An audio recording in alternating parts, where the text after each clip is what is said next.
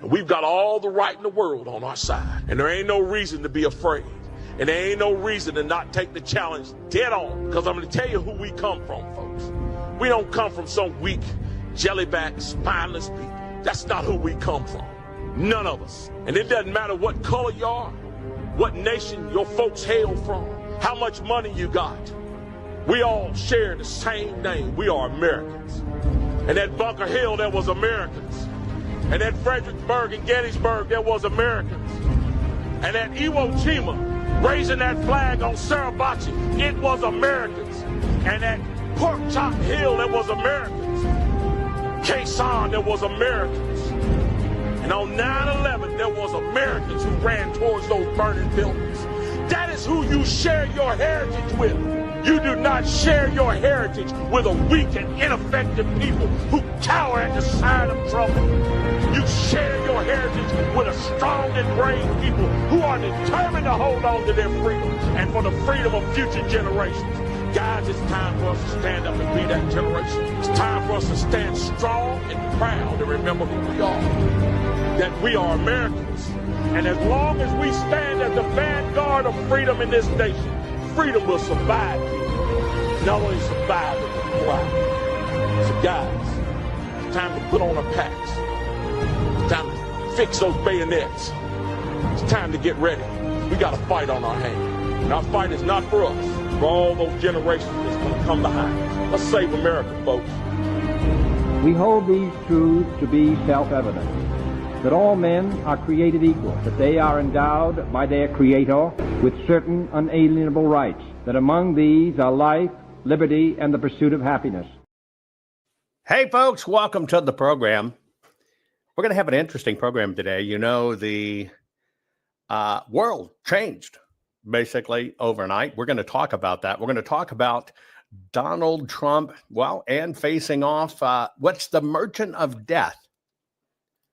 I'll tell you about that as we head forward. This is going to be a very interesting program for you. Some of you may have heard some pieces of this of me talk about before, but now I'm going to give you some really in-depth details. Immediately following this broadcast, though, I'm going to do a very special locals presentation. If you're on Rumble, you'll see a little red oval that says join. You can do that to join my locals. By the way, at my locals, it's how you support all my work that I do on behalf of President Trump.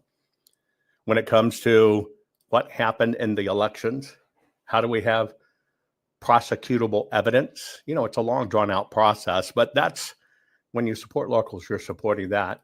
But anyway, click that red oval.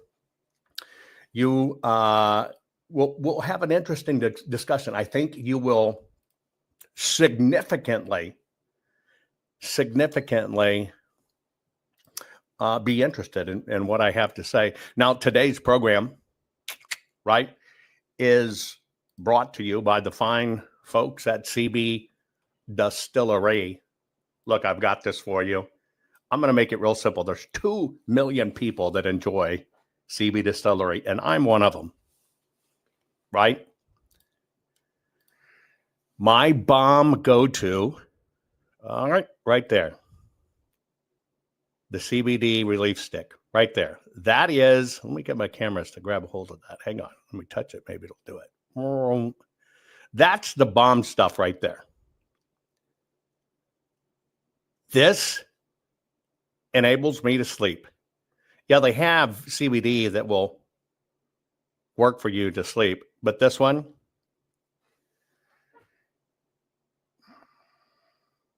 you know, I was thinking about all kinds of things. You know, they just recovered. They had a big helicopter skiing accident several years ago. 3 people disappeared. They finally found one of them. 2 others still missing. And I think about my life. I've been shot, blown up, rolled, tumbled, survived aircraft, controlled crash. My body from head to toe, right? has suffered immense pain and wounds. When you look at my face, some people always comment about my teeth. My whole upper jaw, basically, my teeth, is synthetic, total implant. And I can tell you from horrible wounds, war wounds, that just where you live with tremendous pain. My jaw was decaying in my head. I got all kinds of bone implants, all kinds of stuff, but it was horrible, right? If you were to look at all my fingers, you can see the crookedness in them, right? If you were to look at my hands, most of y'all have known over the years that one of the things I've been nursing for a very long time was where my fingernails were lifted off my right hand. Right? And so I know pain intimately. And also at the same time, you should know something about me. I am terrified of opiates. Terrified. Mainly because I've seen people get addicted to them. And so I've had bones set, stitching, where I'd rather sit there and watch them do it, stitch me back together, than even have opiates or anything like that involved to deaden it. But living with pain has been a part of my life for an exceptionally long time. I just found this too late. You know why I found it too late? Does my video look weird today? What is it? What makes my video look weird today? Is it because my hair's gone?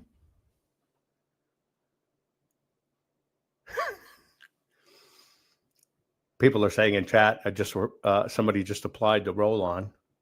Anyway, I wish I'd have found it earlier. I wish I would have found this earlier. Let me refocus my camera. That's how you do it, right? I'll focus, make it refocus. Maybe that'll work. Who knows? Anyway, I suffered needlessly.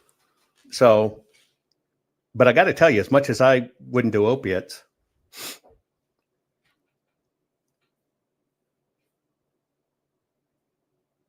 I was a total chicken shit over CBD, because I don't do drugs either. Could you imagine me on drugs?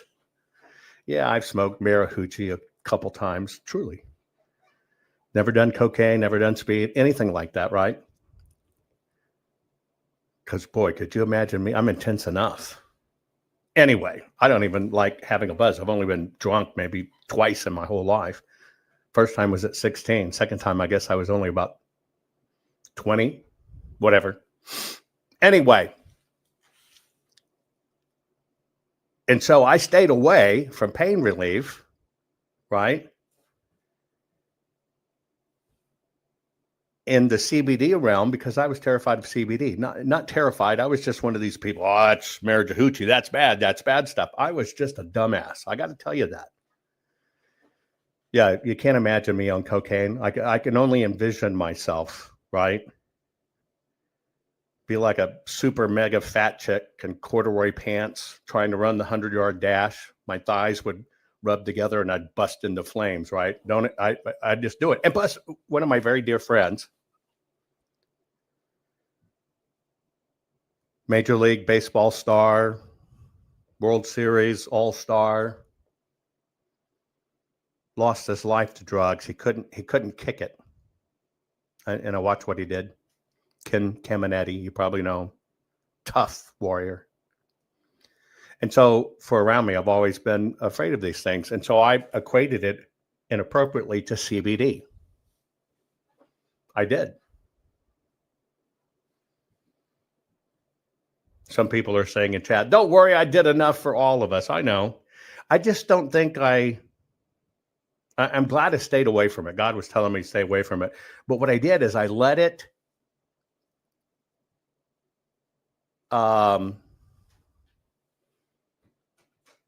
what's the word? Creep into staying away from products like this. Okay. And I was stupid and I shouldn't have done it. And I shouldn't have done it. By the way, if you're seeing a frame rate refresh issue, just hit refresh on your camera. Some of you are saying it's kind of happened. Just hit refresh on your camera. Anyway, CBD changed my life. And I freaking had to be in my 50s to find it. How stupid was that? And it was only because I just related it to smoking dope. That's how bigoted I was. I could have saved my father years of pain. He had war rooms as well, took many bullets in his bodies and knees. I could have saved him immense pain. Anyway, don't be like me. 2 million people use this stuff, natural ingredients, no fluff, no fillers, just pure cannabinoid products. I was a stupid idiot. I was a stupid idiot. Don't be that idiot.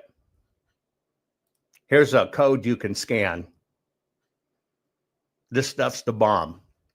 Whether you need sleep, whether you need stress reduction, whether you need pain reduction, whatever. I wake up at night many times hurting.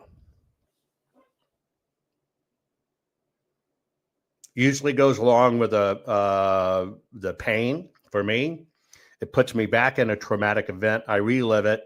And in many ways, I can wake up from a dream thinking I'm fighting my way out of a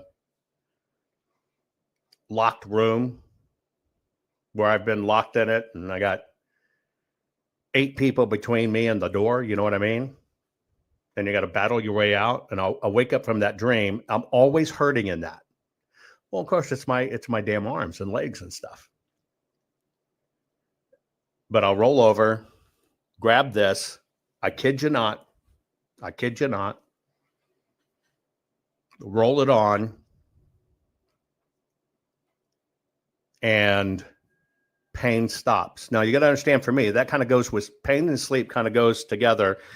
If you were to talk to my ex-wife, you will find many times when things hit me late at night, the pain hits me, dreams hit me, it's accompanied with night sweats or whatever.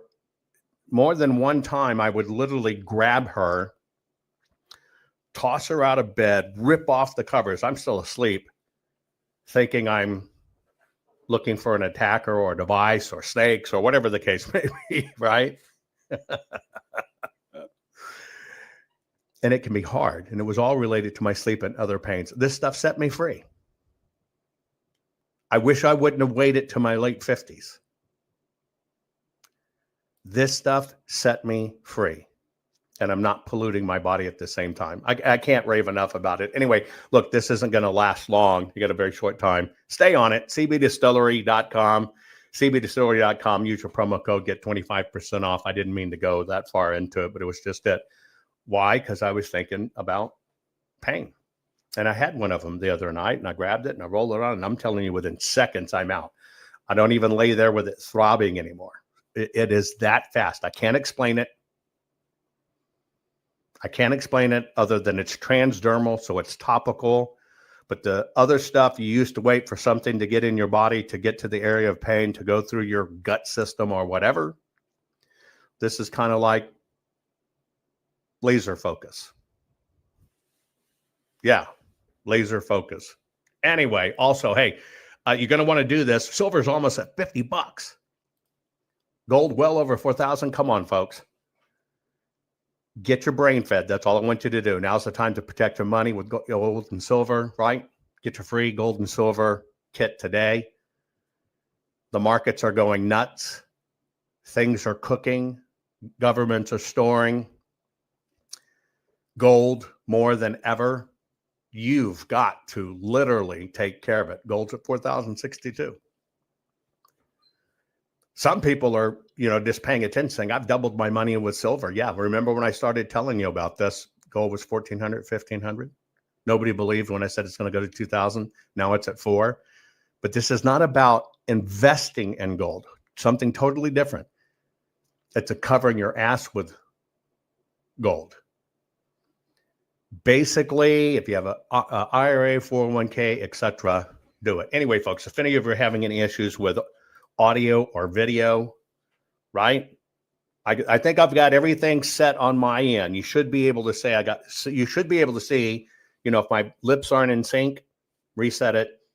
I have I have the thin filter applied and I have the young filter applied. Anyway, I think you're going to learn something very deep today. I really do. I think you're going to learn something very good today. We're going to talk about Donald Trump and the Merchant of Death. The world has changed in a big way, but let's see what happens and goes with it. Okay, share this program right now. We're going to get started, and I think you're going to enjoy this journey. Warning, the following program has been rated Gilligaff and is intended for open-minded audiences. If the truth offends you, or if you are allergic to focused intensity, intellectual athleticism, or the occasional F-bomb or even irreverent humor, please switch off now. If your delicate sensibilities need to be worried about or addressed, might we recommend the Underwater Basket Weaving channel to you? Otherwise, sit back, enjoy the wisdom, insight, and wicked sense of humor. Cut the crap. How many times a day do you want to say that to politicians, the elite, the loony liberals, the fake news media, and the gender-confused, emotional socialist snowflake crowd? Cut the crap is your secret weapon for fighting for our freedoms and our great republic. It all begins with a massive mental enema, freeing you from the toxic news and politically correct views, which constipate your consciousness with stinking thinking. Your host, Joe Von Hutton Pulitzer. He's known for calling out politicians and telling them to cut the crap. You've seen him on virtually every television network and listened to him on Coast to Coast Radio. And now he's here to help you learn to fight for America. Culture, race, and American politics. They all have one thing in common. They all need to cut the crap. Now, here's your host, Joe Von Hutton Pulitzer.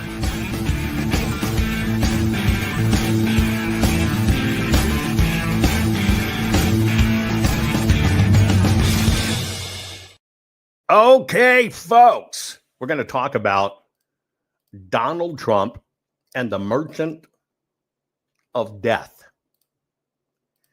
I know you've got questions out there. Let me tell you where I was. This was not what I was going to talk about this morning, but when things happened last night, I flexed. You need to understand this story. I was going to continue on because I got to tell you, this Jewish hate BS is really beginning to piss me off. And we're listening to conservative broadcasters say, well, everybody hates Jews. The young people hate Jews. And in 10 years, everybody will hate Israel and it won't matter. And I'm thinking, you idiots, you don't even understand what the con is. And so that's what I was going to talk about. But things changed. Things changed in this process, right? Oh, by the way, if you're getting your envelopes in the mail for voting, etc., there will be, in a lot of places, a QR code. Let me show you, kind of like this, right? On your envelopes. That's standard. In fact, on your ballot, if you were to look at it, there may be up to 6 different codes on it. And it's everything from how the post office tracks it, the routing information for the mail and how it sorts it electronically, to the franking or stamping on it, and they debit or credit money down to your election office, how they track envelopes and stuff. There's nothing nefarious in it. A Q code does not change your mail or anything, period. It doesn't. You know that when I invented the technology that allows this to be read as routing, which I started in 96, I've got 207 patents that control these portfolios that have all been licensed out on all Androids, all iPhones, etc. You got to understand what it is. It is no different than when you go to like rumble.com. You can remember Rumble, but people don't, they tend to be enumerate in ways. They don't remember the numbers underneath, like 104.01.06.0101. Get it? That's all it is. When you look at a Q code, basically it's a hard routing information going to a server, etc. On the envelope part, it can basically be seen and pinged and said, hey, Yanni got her envelope. Quit thinking Q codes change your vote, or they change the Q codes. In fact, that's how I got involved in all the election stuff. I got a call from the White House. People were saying, okay, you're Mr. Q code, right? Digital convergence, bringing all this about, giving computerized, all this stuff. People are telling us that the Q code goes in one way and comes back out and changed. It's just not true. It's just not true. Now, can it be used nefariously? Yeah, it could be used nefariously, but it's on the database side. It doesn't change anything. Okay? And yes, the problem is nobody trusts anything anymore. And there you go. That's what the system needed to do to create chaos. And we've been in the middle of it, all of us. And we're going to talk about that chaos, right? We're going to talk about that chaos. Just one more thing on ballot tracking, okay? A lot of people say ballot tracking is bullshit. I can understand why you say that.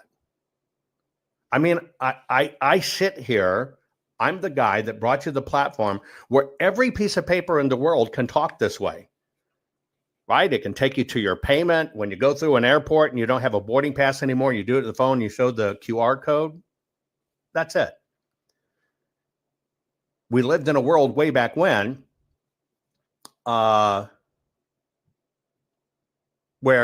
if you look at Sumitomo, one of the largest corporations in the world, who investors in my technology and company, the code was used in the format you kind of see today, was used as Toyota, inventory in, inventory out, etc. It never really meant anything outside, just like your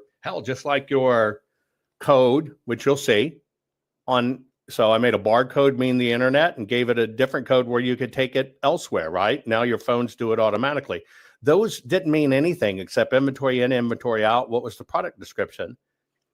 It was my technology that turned it into a communication platform where it takes you to the destination, okay? So you have to understand that. But if you were going to use a barcode or a QR code for evil, and I'll just digress a bit, then yes, if they're tracking the ballots through the mail, they know what was delivered. They also know what wasn't delivered. So technically, what's not going to show back up. Get it? That's where they can do it underneath. But also, if you understand how to use barcodes and codes, you understand it's a great audit tool. So I could literally, with the envelopes, I can look at a neighborhood. I can take a neighborhood. I can understand who was the postal carrier, what was the route, etc. And that's why we wanted these things in the Arizona audit. Why? Let me tell you why. Because I'd already confirmed in understanding that mail routing code that yes, these ballots went to addresses on the street. Now, remember that code you see on the envelope is how the machines sort it in the postal carrier's box. So it knows the direction the postal carrier's driving. They're going to start on the right side. It's going to start at this number house, and it goes boom, boom, boom, boom, boom, and goes down the street. Your post people don't go all around. It's highly organized. That's done by the tracking of codes. And so the machines spit it out into that tub in the order that the postal carrier will carry it. But how can these codes be an asset? Well, I can look back at these codes as they come back from those people, and you find out that the ballots came back in the order they were delivered. Now, what are the odds? You mail yours first, and the neighbor mails theirs next, and that neighbor mails their next, and that neighbor, you get it? Can't happen. So what does that mean? It got lifted, pilfered, used, put back in the system. So there's a good and bad in everything. Period. Good and bad in everything. I had a guy threaten to kill me for years, stalked me, because he swore with my invention of Q codes and the activation of QR codes and everything else, barcodes making them work, that I was the person who ushered in the sign of the beast. And he was out to kill me. So don't get wild on some of these things, okay? Everything has both good and bad. And what we're going to talk, I mean, that's today's topic. We're going to talk about good and bad. And we know President Trump's good, but what does he have to do with the merchant of death? Right? So you probably saw this. And let me start here. President Trump posted this. I am very proud to announce that Israel and Hamas have both signed off on the first phase of our peace plan. That means all of the hostages will be released very soon, and Israel will withdraw their troops to an agreed upon line as the first steps towards a strong, durable, and everlasting peace. All parties will be treated fairly. This is a great day for the Arab and Muslim world, Israel, and all surrounding nations, and the United States of America. And we thank the mediators from Qatar, Egypt, and Turkey who worked with us to make this historic and unprecedented event happen. Blessed are the peacemakers. Donald J. Trump. You're going to hear a lot about this. By the way, thank you for the 2 thumbs down. I appreciate it, guys. And so I want to go with you so you understand. I'm going to set the stage for this, okay? You see the wording of stage 1. If you look at it, you see the wording of stage 1. So I want to let you know what is stage 1. So the first element of this is ceasefire and cessation of hostilities. It means that all military operations are to stop right now, and the front lines, wherever anybody is, what they call the front lines, for the most points, is frozen. It cannot move, can't go forward, okay? Then the second part is the release of hostages. Now, some are saying within 72 hours. I can't confirm that yet, so I don't know, but it says after Israel publicly accepts the agreement. This is why Donald J. Trump tweeted on it. It is what confirmed that both parties agreed to it. President Trump agrees, and the clock started ticking, okay? And it says that all hostages held by Hamas, both living and deceased, are to be returned. Then it goes to the third part of this. Is just phase 1 I'm giving to you, okay? You're going to have the prisoner exchanges and releases. So let me tell you what that is, okay? So here's how it works. And so you hear President Trump, pay attention to the words. He says, very soon. This means that all of the hostages will be released very soon. That's why I'm saying this might be a little bit of a floating timeline, but let me give you the backstory to that, okay? It says after the hostages are released, Israel will release Palestinian prisoners, and that's 250 individuals serving life sentences. That is 1,700 Gazans that Israel detained since October 7th, 2023. And then it basically says, Hamas has this little hook in there that, well, for every Israel hostage remains returned, then Israel needs to give back to Gazans 15 deceased Gazans. Now you might think, what the hell? It's typical BS play. You give me your dad, well, good. Okay, well, this is just Hamas propaganda that, okay, for every Israeli hostage remain we give back, you've got to give us 15 deceased Gazans. I just want you to understand it's propaganda stuff, because what they're really saying is one dead Israeli is worth 15 dead Gazans. You get it? It's crap. But that's the way it's going to come down. That's just the way it's going to come down.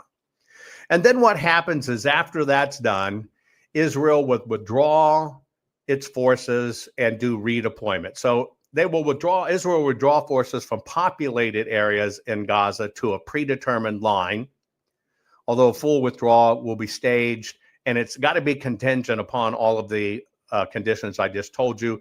That line has not been defined. And then what happens is humanitarian aid and reconstruction begins.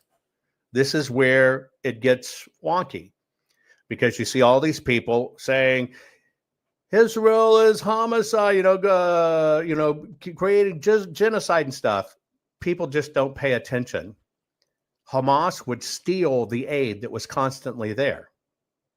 The reason kids got killed is because Hamas and them would stick them in the tunnels with the weapons, daring Israel to blow them up. Why? So they could say, you killed kids. I'm surprised at how many people buy that BS. Okay? But people do. People do. The big question is, will they let the aid through? What really happened is, as aid was coming in the beginning, when the quote-unquote Gazans, Palestinians went up to get it, they would be shot. It all went to the black market. They wouldn't give, their own people wouldn't give it to their own people. It's a freaking con job. Then Israel said, we can't keep doing this. They're making money off of it. Israel says, we're going to stage the aid. Then you heard, Israel's withholding aid. It's all a con game, folks. You just got to understand how it is. That's why I'm so frustrated with this Jewish hate. Anyway, so humanitarian access is increased. It's going to aid Gaza, and reconstruction efforts will begin once the territories have been secured. And then what happens is there's a freeze of military and aerial operations during all of this phase. And that basically means no bombing, no artillery, et cetera, et cetera, et cetera, while all this is done. And so basically it's just a confidence building measure. Okay? The line hasn't been determined or anything like that. So we shall see. But it's an agreement signed, and it will begin. It only takes one BS operation by third parties who want to start hate to go over in Gaza and fire some rocket bats, right? And start it all over again. That's the status of what's going on. So this is monumental. This is a signed peace deal. And you're right, 1,700 people, the reason they rounded them up is because they were involved in attacks on October 7th. They're going to get all those people back alive. They're still going to have their same thoughts about Israel. But this is part of the big con, which so many people are now conned into. It's just freaking ridiculous. I see great minds falling to this psychological warfare. It's just sickening. Now, the reason I said Donald Trump and the Merchant of Death, it's not quite what you think. Yeah, Gaza, Hamas, all of them, they live to die. And this is where I don't know how people don't pay attention. I honestly don't even know how people filter this out. How do grown adults just filter all of this junk out? I'm looking for something. How do people filter this stuff out? How do they not what's the word I'm looking for? How do they just ignore it? How do they just ignore it? If you're a grown adult, you can see with your own eyes. You can see with your own eyes. You can watch everything happening, okay? And you still think it's genocide. It's genocide. Israel is bad. And it's because it's a con. And you watch mainstream news, and now you watch conservative podcasters tell you Israel's bad. I'm going to play you 2 short videos. This is prime examples of 1,700 arrested by Israel going to be sent back alive. But this is a prime example of the education system in Gaza. Okay? Pay attention, then I'll go into the next phase. السلام عليكم. بدي أعلق على موضوع مهم وبزعل كتير. أنا مش فاهم كيف ناس عرب زينا ومسلمين راحوا يشتغلوا مع اليهود اللي خانوا العهد مع الرسول صلى الله عليه وسلم. يا عربي يا مسلم، كيف بتتعاون مع يهودي قاتل مجرم بتفرقش معاه بقتل طفل أخذ أرضنا وسماها إسرائيل مطبعين. بس أنا بحب أحكي لكم حاجة. I'll paraphrase. Yeah, you've been there and it's been Israel's land for thousands of years. But in the year 600 and change, Muhammad, some guy that we revere, said God told him, no, that land's yours.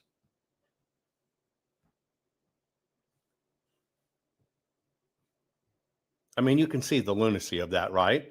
But you got to understand this hate is institutionalized. انهم هدول مش منيح وهدول بقتلوا قاعدين بشبابنا. بيحكوا لنا هدول غدارين. وبيحكوا لنا انه هدول بغدرونا، هدول مش منيح. اذا بطعن بدعس عليهم. عمل عمليات. كيف يعني؟ الدعس. عمليات الدعس، عمليات الطعن والاشتباك المسلح في المخيمات. ايش اكيد هدول العمليات ترفع الراس ولفلسطين. العمليات هاي تاعت الدعس والسكاكين هاي اشي بيرفع الراس لفلسطين. بس بدك بطلع بستشهد عادي. انا ان شاء الله اساعد الشباب وان شاء الله اصير مقاوم بالمستقبل مع الدولة. Newsflash. That is the USAID funded campuses for kids run by the United Nations.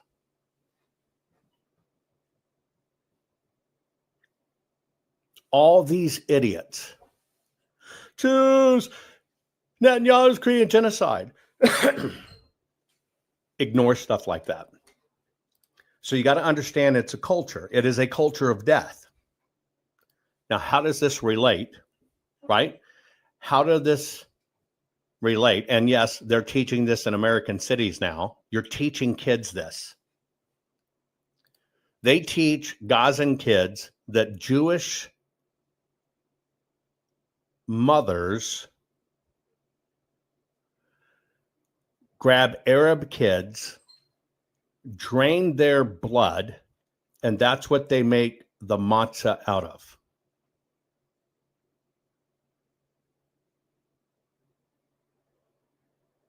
That's what they're taught in those schools. They're taught that Jewish mothers, when their male babies cry all the way up to their teenagers, and they're fussy or mad, that the Jewish mothers sucks the child's wanker.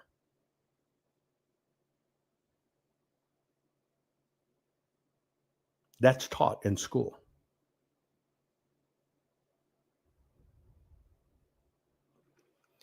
I've shown you evil.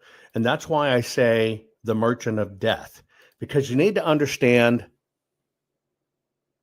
evil. You need to understand the rest of the story. You got to understand a lot of it's BS packaging, and a lot of it comes compliment of the media, because the media doesn't care.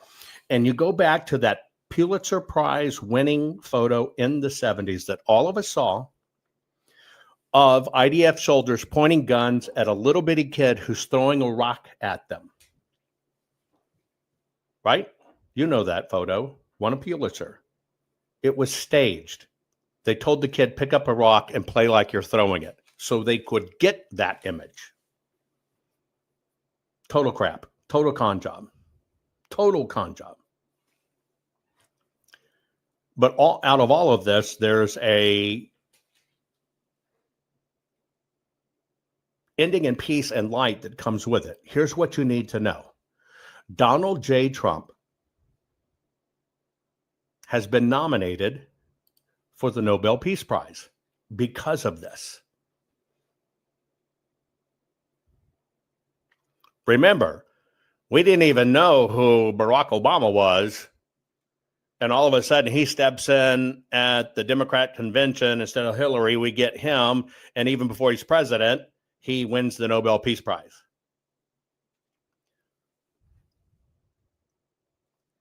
Well, Donald J. Trump has been nominated for the Nobel Peace Prize.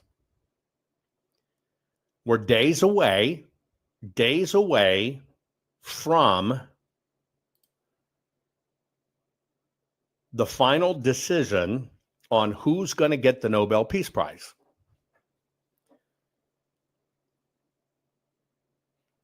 I personally think Donald J. Trump deserves it. He's done so much in the Middle East, etc. But I want to give you the history so you understand the story, true story behind the Nobel Peace Prize. And it starts with one man. And what happened is this man had to die to learn how to live. That's true. The person you're looking at on my screen is Alfred Nobel.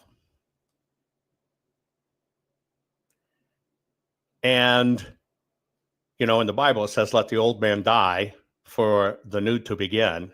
Well, literally, Alfred Nobel, which is where the Nobel Peace Prize comes from, in 1888, it was spring. He's in Paris.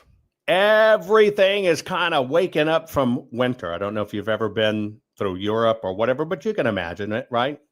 Can you imagine carriages cobbling down the street? You know, newsboys were shouting, paper headlines, whatever, right? And so he comes out from his townhouse, which you can still see to this day. It's on Avenue Malakoff. And as he's having his morning tea, he gets the morning paper. And so he comes down to breakfast, just like he did every single morning, kind of scanning the headlines before, you know, reading the day's mails or messages, right? He would have, couriers bring him message and stuff. That's how it was done then, right? So he's sitting there going to have his breakfast, just like maybe the same you do in your morning. And when he read the headlines and information, he kind of freaked. Le Martin de la Mort est mort, the paper read. The merchant of death is dead. He reads in the paper that him, Dr. Alfred Nobel, who made a fortune by finding ways to kill more people faster than ever, died yesterday.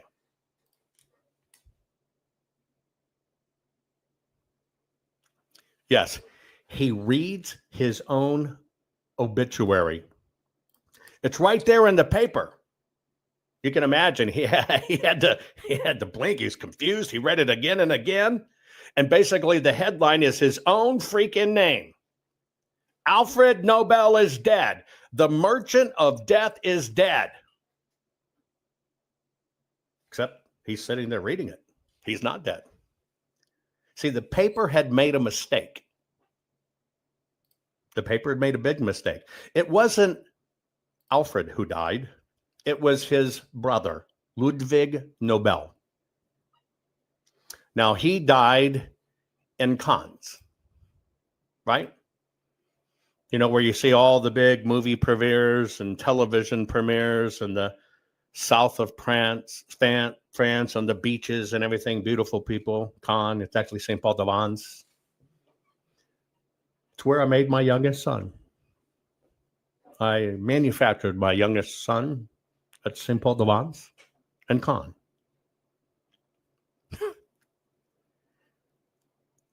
But it was his brother that died, Ludwig. Now, this is a family of inventors, multiple brothers. Now, the reporter who reported the story had been careless. Sound familiar? It's like paper, sponsored by MSNBC. The reporter, in a hurry to get the story out, didn't know crap, right?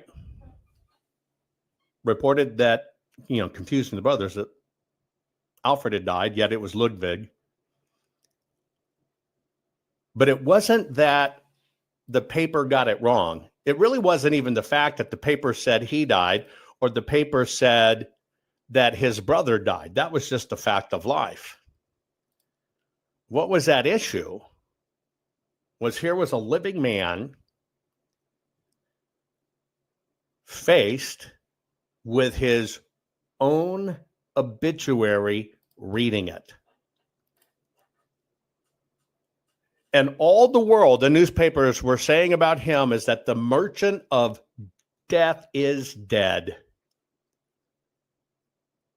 It said Dr. Alfred Nobel, who became rich by finding ways to kill more people faster than ever before, died yesterday. You can imagine he read it line for line again and again. And he realized something, that this is the way the world saw him. They weren't acknowledging him as a scientist. They weren't acknowledging him as an inventor, but as a man who profited from destruction. Now, why would they say that? You'll recognize some of these things when I show you. You see them in movies. You've seen them in cartoons. You've seen them everywhere. This is a detonator of the time. Plunge the little plunger down into the box. His family, and what he did is he was basically what you might call the inventor of dynamite and how it could be safely packaged and used. Yeah, the Acme Company. You see them in Bugs Bunny Roadrunner cartoons. That's a throwback to Alfred Nobel. His family, what was really going on, developed the things that actually happened so mankind could manage the land, build roads, build railways, etc. And no, ironically, Alfred did not have a short fuse. The whole family, all kinds of brothers and families, beep, beep, were inventors. They were problem solvers, etc. It's kind of like when I told you about QR codes. You can be an inventor. And when you're a really good inventor, your name becomes invisible. What do I mean? You don't think about Nikola Tesla when you flip your light switch and turn it on and off. You don't think about him, the fact that he made it work. It's all a publicity game. You normally hear about Einstein, who literally just stole other people's stuff and threw it into his labs. But an inventor just works and creates and works and creates. And if you're really good at what you invent, it becomes invisible to mankind. When you scan something with your mobile phone, when you scan that barcode on the back of a product, right? When you want more information about the company, and you take a picture of that barcode and boom, it gives you information. Do you think of me? When you go through a toll booth and you don't have to throw change anymore because there's a code tied between your car and a repeater and the information and reads it and it knows who you are, remembers your credit card and just dings it. Do you think of me? Do you think of me when you do a shopping cart and it no longer has to ask your credit card number? It just knows who you are. Do you think of me when you're on a desktop and you see the screen this big, but you switch to your mobile because you're headed out and it switches to that big because it knows you're on a mobile? Do you think of me? That's what being an inventor is. Your job is to invent and create great things, and you basically become invisible to mankind, but you're everywhere, and they just don't know it. They don't know the story about it. And so Alfred Nobel was faced with the fact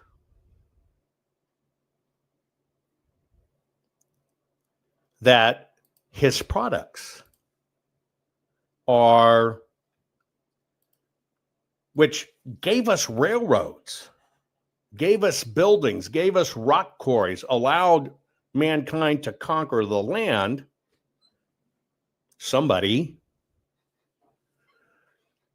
used them, mankind used them for war, which the inventor cannot stop. So yeah, bombs had been around forever. The Chinese made bombs. Where do you think we got firecrackers? Bombs had been around forever.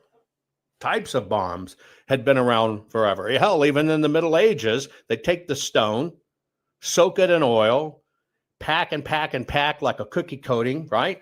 Like your DQ chocolate covering your DQ cone. It'd be in oil and gravel, and they'd light the rock as the trebuchet through it on fire. And when it hit the castle walls, right, it, with a boom, by sheer force, would destroy the wall and bring the fire. Well, the Nobel family figured out how to do it. And that's what they did. But poor Alfred here reads his damn obituary. And all the media, yeah, folks, the media, all the media cared about was getting people to read a paper and portray him as the man who had profited from destruction. That's how long the media BS has been going on. Okay? So you can imagine for the rest of the day, he just couldn't shake the thought.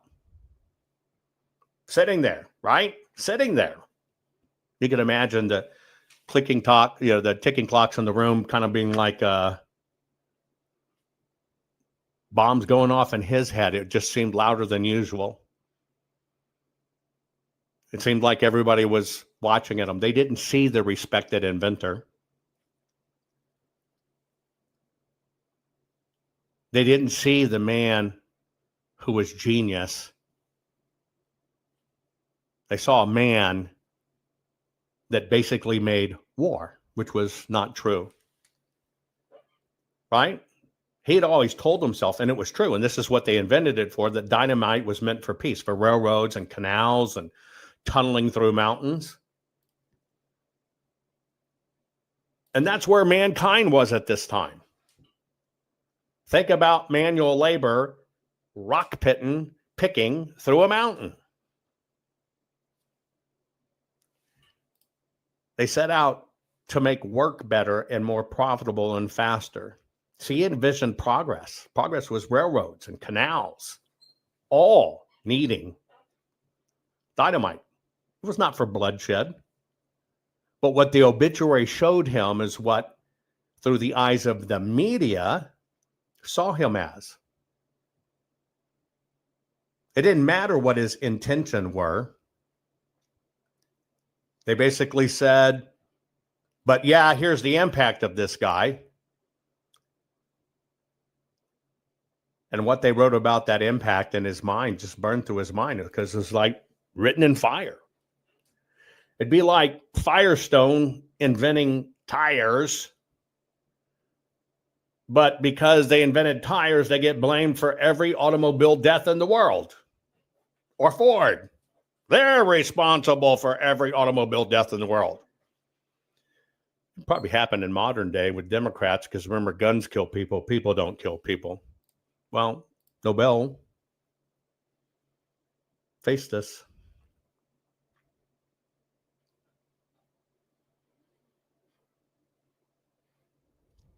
He didn't sleep. You can imagine he didn't sleep. All night he had to have paced his study. Looking at his shop, he's a scientist. It's glass beakers and vials. It's got experiments in there. It kind of smells like sulfur because he was in fact doing experiments and sulfur was the base of it, right?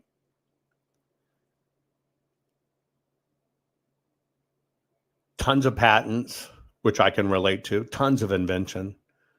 Massive notes from his ledgers. I look at mine as an inventor. Notes and pages. It's millions and millions of pages in my life. I can imagine what it was in his life. But he's looking at everything he created and thinking, what will I be remembered for when I am truly gone? So you can imagine him sitting there thinking, what's my life stand for? So he thought about his life. And he had been a man of contradictions. Let me tell you why. He was a tough businessman.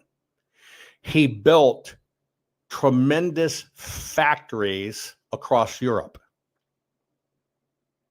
In his secret time, he wrote poetry. He's the inventor of explosives, yet in his life, he is a devout pacifist.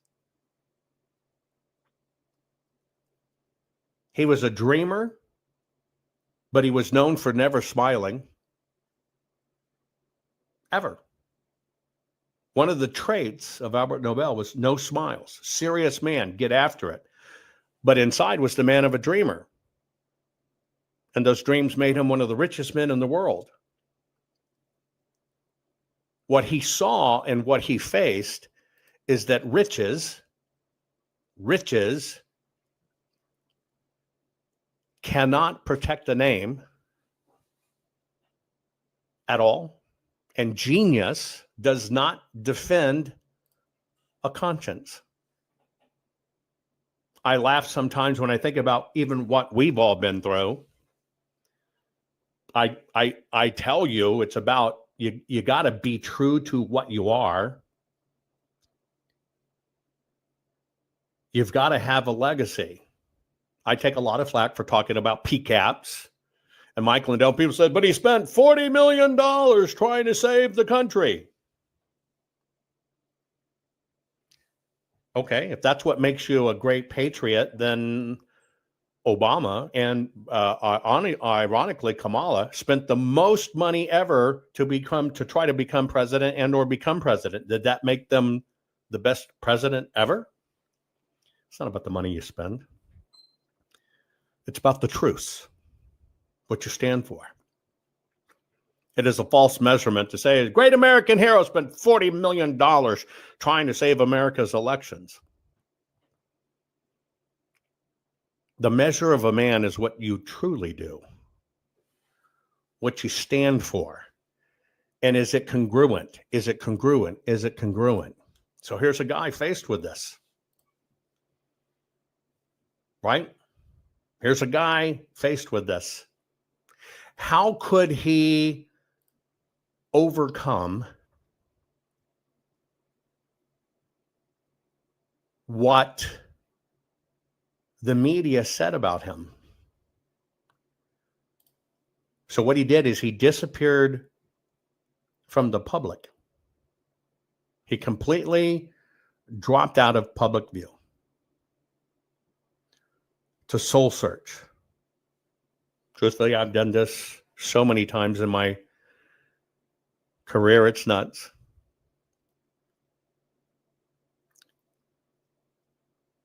And so he started to ask himself questions. What is the duty of a man? What is the duty of a real man who has seen both creation and destruction? In other words, what the hell do I want to be remembered for? It's like you'll read articles about me. He's a treasure hunter. He's a failed treasure hunter. I treasure hunted because I didn't have to work in life. And I went all around the world fueling my personal passions. But is it what I want to be remembered for? No. I have nightmares. I truly do. With all the things that I've done to help foster the internet, to foster, mobile technology and all this other stuff, I have these nightmares sometimes that plague me that our great-grandchildren are going to kind of be these gray kind of goofus people. Going to have one flat hand and one kind of pointy hand. It's going to be for their stylist. They're going to be humped over and they can only look down and look left to right. I'm haunted by that nightmare of what I do in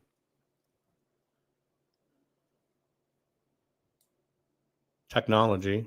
And by the way, Penny and Rumble, sorry for the passing of your sister, but I'm glad you're here, right? With us.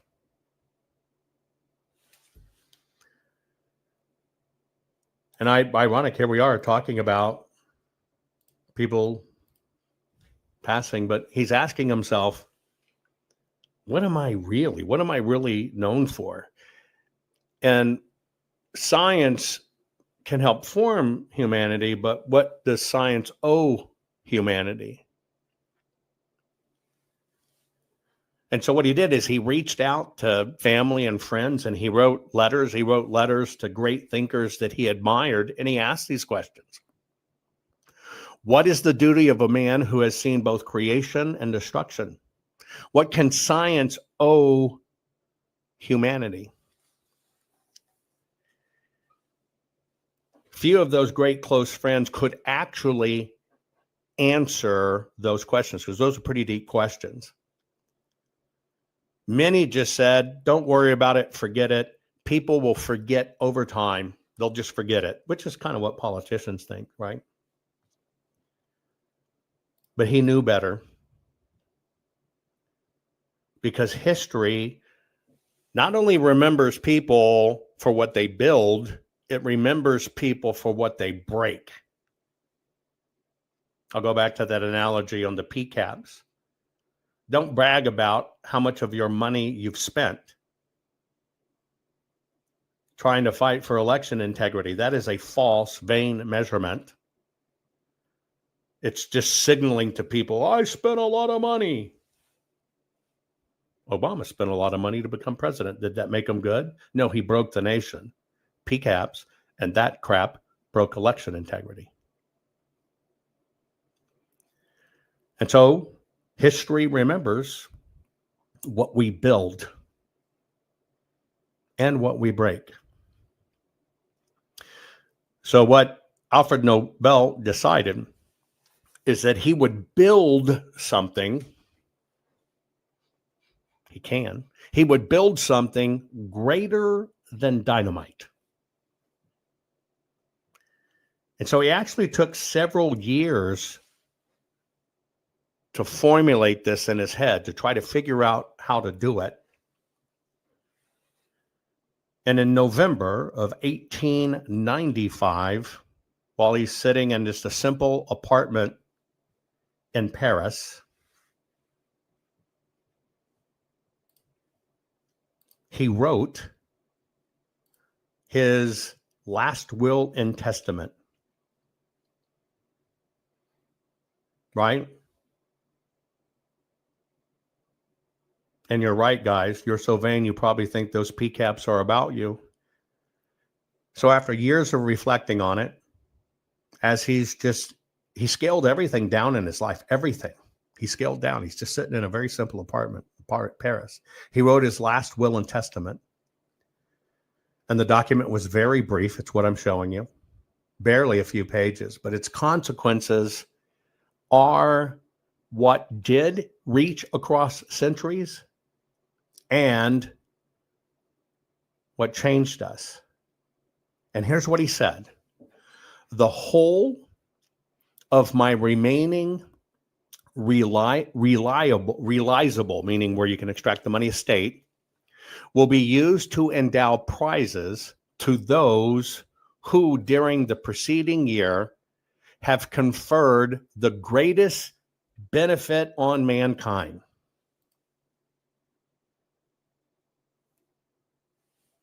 You know, this still exists today. Later on, I have a call tied to John Paul DeJorio, you know, Paul Mitchell, billionaire, et cetera, et cetera. I can tell you in the real lives of people, Elon the same way, Larry Ellison the same way. There's a thing called the pledge, and the way the pledge works, it's right now it's about up to 250 individuals and 30 countries. And in the pledge, you pledge as an ultra high net worth person to use in totality 50% of all your holdings to forward the humankind, housing, medicine, education, right? Energy, finding different ways to do it. And that you can look it up. You can read about that later. That's just called the pledge. And so this has been modeled throughout history. And so what Alfred Nobel came up with, okay, is what you now know as the Nobel Prize.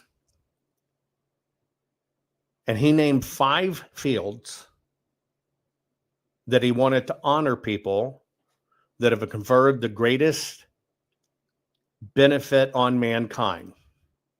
And I can tell you, it's pretty exciting to get a reward. I won the laureate in 2001 for the man most likely to change society as we know it. Not a Nobel. I'd love to win a Nobel, but not a Nobel. But when it's decided upon by your peers and you get a laureate award, even just for being nominated and everything else, you get a laureate award, and it was cool. It also hangs on my wall. Here's the bronzed olive leaf, and here's the gold medal and everything else. And, you know, it feels pretty good. It was nice to be acknowledged for a man that would change society as we know it, right? Alfred Nobel realized, hey, this is what we got to do. So he created 5 fields: physics, chemistry, medicine, literature, and peace. Right? By the way, some of you who know me a little better than others know I have actually a novel, quasi-autobiographic novel that I'm finishing up, considered one of my best works, but it's going to be my loop into fictionalized autobiography. It's about the first person to win the Nobel in physics, chemistry, medicine, literature, and peace at the exact same time, because they're each individual medals. I hope to have that work completed soon. Anyway, but for the 5th one, peace, that's the key here, is where he took the most deliberate care in writing it. And it basically goes like this: to the person who shall have done the most or the best work for fraternity between nations, for the abolition or reduction of standing armies, and for the holding and promotion of the peace process. This medal, I want to read that to you again because it's very important. To the person who shall have done the most or the best work for fraternity between nations, that's number 1, meaning get along. Number 2, for the abolition or at least reduction of standing armies, that's number 2. Number 3 is for holding and promotion of peace congressness. That's number 3. That's our president, folks. You know it, I know it. It disgusts me to see, well, that's what Barack Obama got when we didn't even know who the hell he was. So there is a perversion in there, and Obama was not that for sure at all. But Donald J. Trump is nominated. This was a standard that was set, which you now know as the Nobel Peace Prize, number 5. It's the number 1. And what happened, understanding his focus was on peace, although he did it in the other areas, which I told you was physics, chemistry, medicine, literature, and peace. Alfred Nobel knew in his will, he gave specific instructions. Specific instructions. He wanted to prove to himself, perhaps more than anyone, that knowledge can heal as well as harm. Knowledge can heal as well as harm. Meaning you can do a lot of harm and stuff. It always comes down to the truth and knowledge, folks. I've always told you that's what it is. It always comes down to speaking truth. Not politics, just plain, clear truth. And so if dynamite had changed the face of war, which it did, then the wealth it brought should now serve the cause of peace. That's what he did. So he finished his will. He sealed it, left instructions that it was to be executed upon his death. That's what he wrote in his will. That's what everybody discovered. It was an act of redemption. It wasn't an act of guilt. It was an act of redemption, but one of purpose. Sadly, that same year that he did this, December 10th, Alfred Nobel in 1896 died quietly in his villa in San Remo, Italy.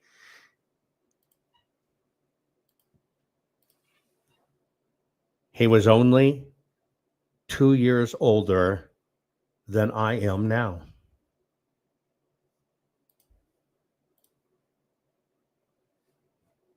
So much more he could have given the world. So when his will was read,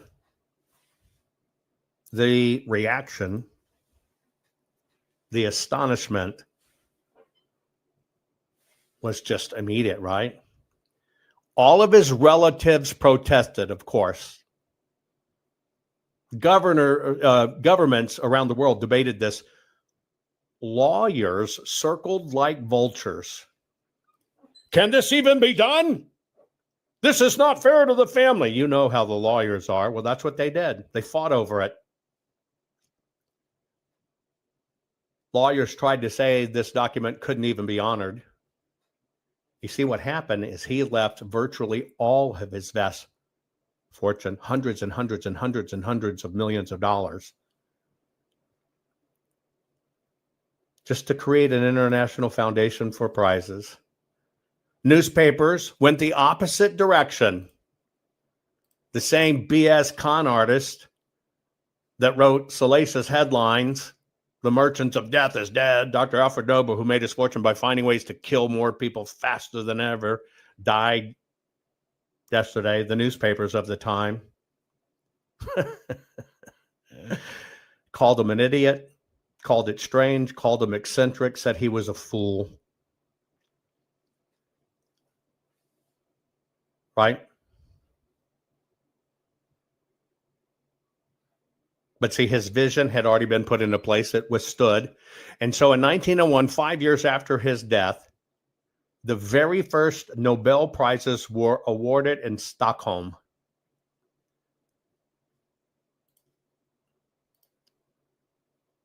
He was rewriting his history.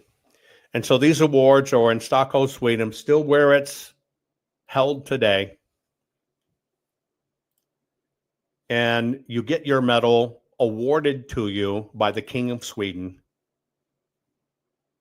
And so you get a medal, you get a diploma, you get an annual stipend that goes with it for continued work.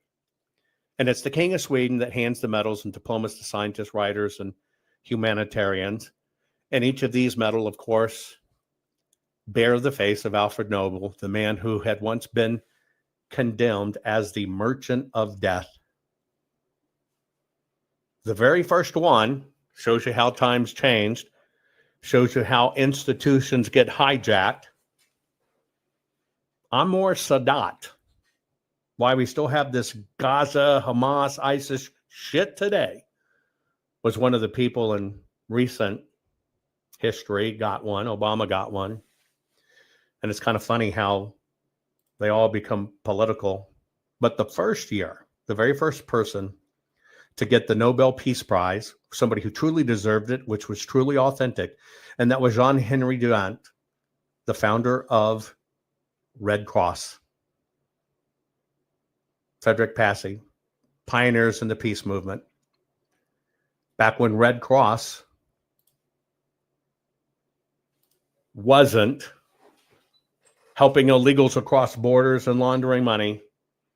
Some people say that the Red Cross is gone. I don't know. I have no facts, but the Red Cross is still not the same it used to be then, but back then it meant something. In that moment, Nobel's legacy had forever changed. So when you think of the Nobel today, we don't think of dynamite, we think of discovery. Madame Curie, Marie Curie, we don't think of the fact that he died of cancer, whatever. We think about her work in radiation, or Einstein and his insights into the universe, or Martin Luther King and his dream for nonviolent way to deal with this. Each of them in some way carries a spark lit by Alfred Nobel's decision to transform how the world would remember him.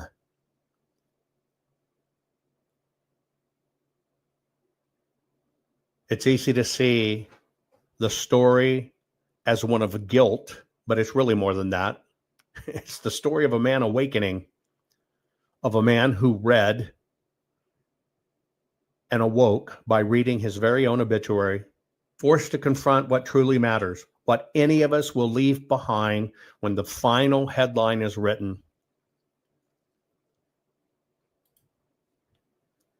What any of us will leave behind when the final headline is written. With so much BS, liberal headlines and myths about me, I think about this. I think about, what do I stand for? Because I'm telling you, I'm one of these that I work to do my best, and I just refuse to let the system compromise me. Well, this is what Nobel faced. Alfred Nobel's life is a mirror right now for our own age. We're in the middle of two things. We're a wonderful age of invention, but we're a horrible age of consequences. Our creations, whether machines or medicines or ideas, shape the future for better or worse. And like Nobel, we may one day find that progress without conscience is no progress at all. He once wrote, "If I have 1,000 ideas and only one turns out to be good, I am satisfied."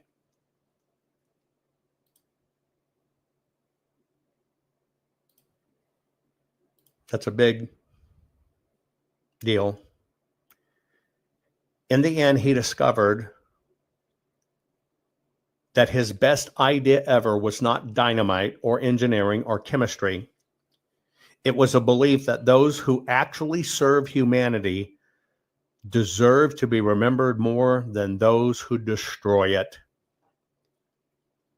So when prizes are awarded each year, this one coming up, actually in a few hours relative to everything. And the hall in Stockholm, fills with applause. His name is spoken again and again, but it's not spoken as a warning, but as a testament. A man who was judged by an obituary he did not deserve left behind a legacy that no obituary could contain or suppress. You got to earn it. And that is how Alfred Nobel, the man that was once called to the world in the papers the merchant of death, actually became the guardian of peace and progress. The story should remind you that redemption is not found in words or how much money you spend, but in actual deeds. And that even the darkest reputation can be rewritten by light. And that's the key. Dark and light. The darkest reputation can be rewritten by light. Sometimes to change the world, a man must first read what the world has already written about him, and then decide to write a better ending. I hope you enjoyed the history lesson. Most people don't know all the facts. But here we are today. Something that was designed for good, invariably, if you look at some of the people like Obama getting one, was hijacked. A lot of the system is about hijacking everything.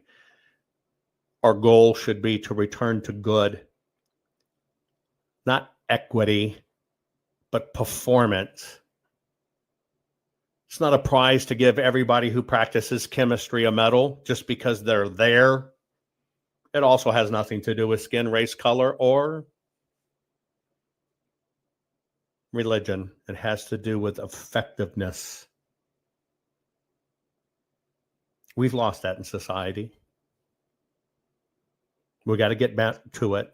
We got to stop honoring those that are set up by a political system and get back to people that move the needle. I hope this inspires you to move the needle. I'm going to hop over to locals. I'm going to tell you who's been nominated for the Nobel Peace Prize. Could you imagine Greta Thunberg possibly getting one? I'm going to tell you how many people are nominated. I'm going to tell you who the frontrunners are suspected. I find it the most humiliating insult to Albert Nobel and the Nobel Prize that one of the people that helped get Tina Peters incarcerated,